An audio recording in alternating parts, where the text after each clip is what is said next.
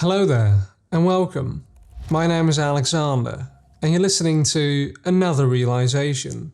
I wanted to briefly talk about the importance of understanding true self-defense. Now, the intent of this video is not to teach you how to submit someone with a DAS joke. I instead want to explain to you the core philosophy underlying the principle of self-defense. Morality is simple. Right behavior is based on a single principle, which is the principle of non-aggression. You don't do harm unto another sentient being. More specifically, you don't initiate harm unto another living creature. So simply put, don't start none. Now, of course, we all know that some people do not abide by this principle and are willing to harm you for whatever it is they wish to take from you. So they will be the initiator of violence.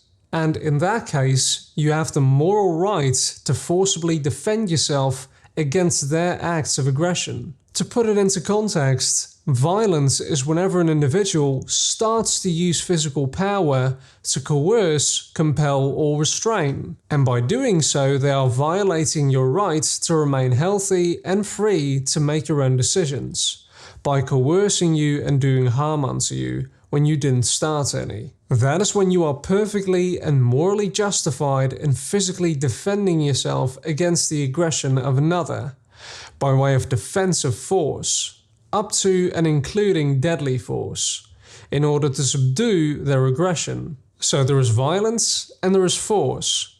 You never have the right to use violence, but you always have the right to use physical force to defend yourself or someone else against violence.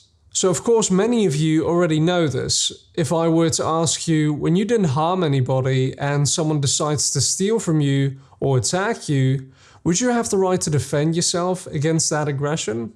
I'm sure the majority would answer yes. Now, when that aggressor instead hires someone else to steal from you or attack you, would you still have the right to defend yourself against it? Surely, since the action didn't change.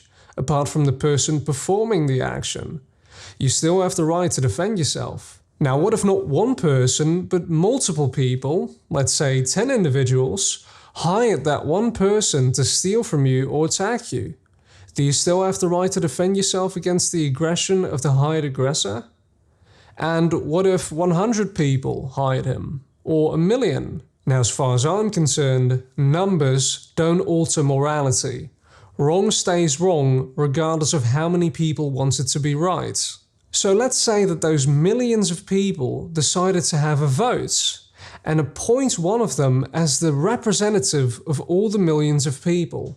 And all the millions of people decided that that one representative now has the right to attack people and steal from people in the name of the common good. Would that actually make it moral and right to steal and attack? Because millions of people just said that that one person now has the right to do so? Surely the case is the same as before. Wrong stays wrong regardless of how many people want it to be right.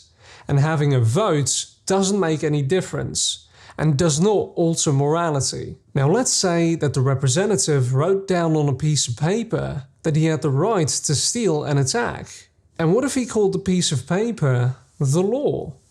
And what if he didn't call it stealing and attacking, but instead he called it taxation and arresting? Does the act of changing the name of wrong behavior turn it into a right? And does the act of writing it down on a piece of paper turn wrong behavior into right behavior? Now, what if he then decided to bring in that person who all the people initially hired to steal from you and attack you, and gave him the legislative permission in the name of the scribble on his piece of paper that he called the law to attack you and steal from you, or arrest you and confiscate your property, as he would call it now? Would you still be morally justified in defending yourself against their acts of aggression? Now, what if he gave that hired aggressor a shiny metal badge and also gave him a different name? What if he called him law enforcement? Would that make it justified for them to steal from you and violently attack you? And would it still be moral for you to defend yourself against that aggression? Now surely most of you already know where I'm going with this. When you have an unalienable right to be free and to defend yourself against aggression, no scribbles on a piece of paper or different way of saying that you're going to violently assault another person can give someone the right to transgress upon your unalienable rights. To say that someone has a right to do something while also saying that he would not be justified in forcibly defending such a right against government incursions is a contradiction. In truth, what most people call rights they actually perceive as government-granted privileges, which they hope their masters will allow, but which they have no intention of forcibly protecting if such rights are outlawed by governments. For example, to have an unalienable right to speak one's mind, the right to freedom of speech, means that the person also has the right to use whatever level of defensive force it takes, up to and including deadly force, to defend against government agents who try to silence them. Though the point makes loyal believers in authority very uncomfortable, the very concept of a person having an unalienable right to do something also implies the right to kill any law enforcers who attempt to stop him from doing it. The reason why most people prefer a system of security is because many people look out into the world and speculate. Well, I cannot trust all of those people out there. I don't know what they have in mind and what they're capable of doing, so I want a system to protect me. So I want some of those same people whom I do not know and do not trust to have lots of guns and equipment in order to protect me from other people out there whom I do not know and do not trust. How will that turn out? And the reason why most people want a system of security is because they want their safety to be guaranteed. But the problem is, if you really think that all people are malicious and nasty and cannot be trusted, then who's going to run that system that you want to protect you? Malicious and nasty individuals that cannot be trusted. The reality is that if you give people the power to use violence whenever someone doesn't do as they say, very bad things are going to happen. So whenever people contemplate the idea without a government, people wonder out loud, well, how will you guarantee that other people won't steal from me and threaten me? First of all, I cannot guarantee that, but what I can guarantee is that whenever there is a government, it will steal from you and threaten you, be it in the form of taxation and fines. Truthfully, there is never any system that can make us safe. What really is it that determines whether the good guys win and the bad guys lose? What is it that makes freedom and justice win and makes tyranny lose? If the good guys are better at using physical defensive force against the offensive violence of the bad guys, justice and freedom always wins. If the bad guys happen to be better equipped, happen to know more about fighting and weaponry, happen to be more willing to use destructive violence to achieve their own ends, and subjugate their victims, the bad guys will win. So this brings us to the punchline, which is, where do you ultimately draw the line when it comes to government aggression? Surely that line may vary for people. But if there is no line, no point at which you say, that's it, from here and no further. And I don't mean standing at a protest and yelling for a few hours. I mean actually physically defending oneself. If you, as an agent of the government, decide to follow an order that transgresses upon my rights that I know I have, such as the right to choose what goes into and what doesn't go into my body, regardless of what a politician may want to put into it, I will physically defend myself against that aggression with force, even if that means taking your life. If you don't have that line, you are by definition a slave. You are the property of someone else, and they may do whatever they want to do with you. And the only thing you can do is ask the owner to stop assaulting you. And that is why I am wholeheartedly against political endeavors such as protesting, lobbying, campaigning and petitioning. I don't want people to act like slaves. I want people to act like people who own themselves. If an armed driver was accosted by a carjacker with a knife, the driver would feel no need to lobby the aggressor, to beg him to give his permission for the driver to keep his own car. If the driver had the means to forcibly repel the attacker, he would have every right to do so, and he would probably do it. It is only because people have been trained to view the government aggressors as having the right to do whatever they want to do with you. And I still wonder to this day how they've acquired such a right. Because they changed the words around and wrote it down on a piece of paper?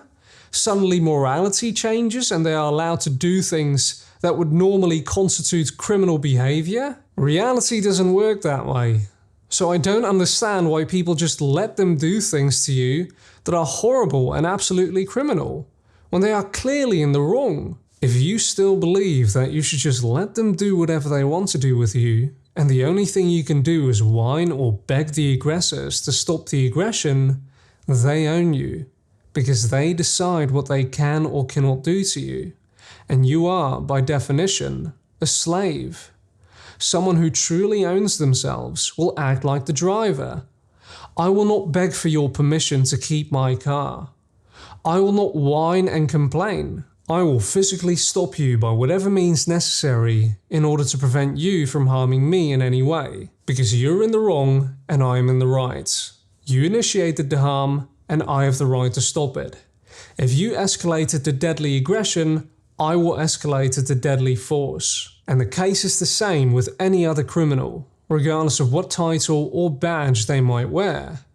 When they want to coerce you, assault you, steal from you, break into your house, rape you, murder you, or kidnap you, you always have the right to forcibly defend yourself against that aggression by any means necessary to stop the aggression, up to and including deadly force.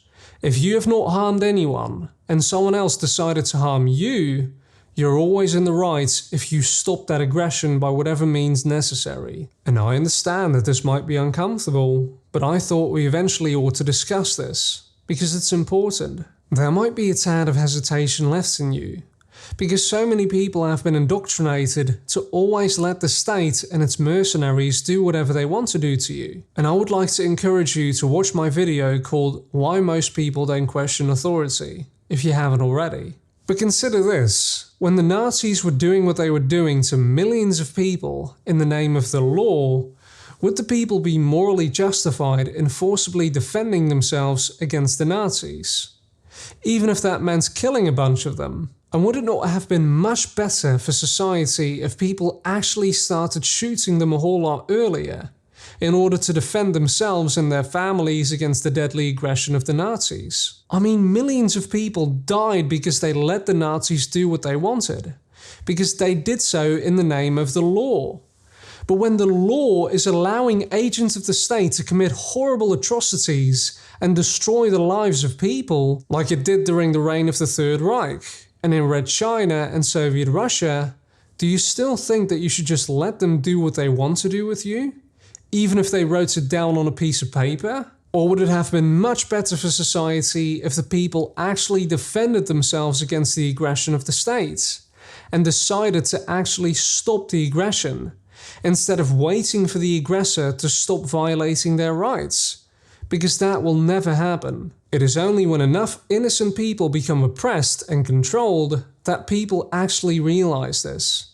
But how many innocent people have to have their rights infringed upon before you realize that you had the right to stop this a whole lot sooner? And to get back to the idea of protesting and begging the politicians to stop treading over you in the hopes that they will listen, I mean, why do you think they order their armed mercenaries to show up and initiate violence against the protesters in the first place? Not because the protesters are violent, because they're not. They're just standing there. That's why they send out agent provocateurs to act like violent thugs, which is ironic because they are, and go out and destroy shopping malls and property so that the armed enforcers don't look bad in front of the public when they want to do violence unto the people who oppose their regimes. They don't do that because they care about what you want. They care only about their own power and their own agendas that they want to impose on people. They are not there for you. They are there for themselves. So how many times will you whine and beg until you learn that they are a violent group of criminals? that don't care about you? And when do you actually start drawing the line? Even when the aggressor is committing aggression in the name of law. Of course, it behooves me to say that under certain circumstances, it might not at all be tactical to forcibly resist authoritarianism. For instance, when you're on your own or only with a few people.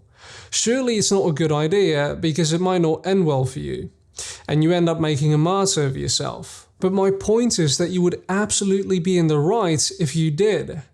If we cannot at least open the discussion about forcible resistance, to what point are you going to tolerate injustice? What has to happen in your life in order for you to understand that you are dealing with people who are in the wrong, who are a violent group of criminals, and that they don't possess any right to do the horrible things they are doing? Now, some of you might say, oh, so you're proposing a revolution then?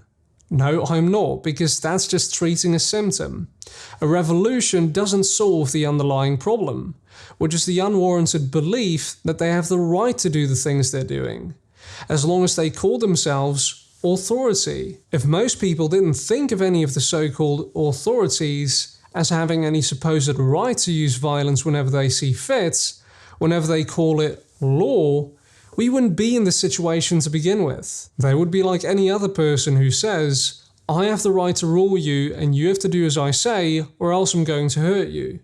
Insane. But when that belief in the supposed authority is still prevalent, and if you're not able to simply ignore the tyrants, and if they decide to come and do violence unto you, you would be totally justified in physically defending yourself against their violence, in the same way that you have the right to defend yourself against any attacker that threatens to murder you. In that particular moment, it might be better for your health to treat that symptom at that point. And a badge or a law doesn't justify the fact that they're still the ones attacking you. Because here's the thing, they don't hesitate to murder you. They feel perfectly justified in taking your life. If they are ordered to, they will do it. The problem is that when bad people think like that, and basically good people would never resist such people who pose a risk to their lives, what do you think is going to happen? Bad people will have control over good people, as is the case today. And only when enough good people have been oppressed, murdered, assaulted, harassed, stolen from and coerced, that is when people will finally resist their own oppressors. But how much is ultimately enough? How much death is enough? How many people have to have their lives ruined, their property stolen, and their voices silenced until you finally understand that you had the right to stop it since the very first day it ever started? Thank you for watching, and I'll see you soon.